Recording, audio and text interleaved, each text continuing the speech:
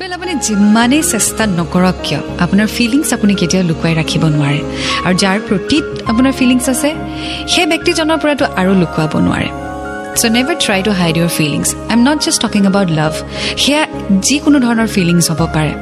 বেয়া পোৱা ভাল পোৱা হাৰ্ট হোৱা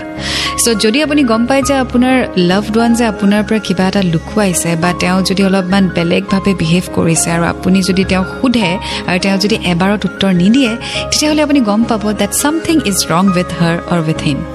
and it is your duty to find out যে কি হৈছে মৰমেৰে যদি আপুনি সোধে definitely আপোনাক ক'ব So সেই কাৰণে যিমানে আপুনি চেষ্টা নকৰক কিয় আপুনি আপোনাৰ ফিলিংছ লাভড ওৱানছৰ পৰা কেতিয়াও লুকুৱাব নোৱাৰে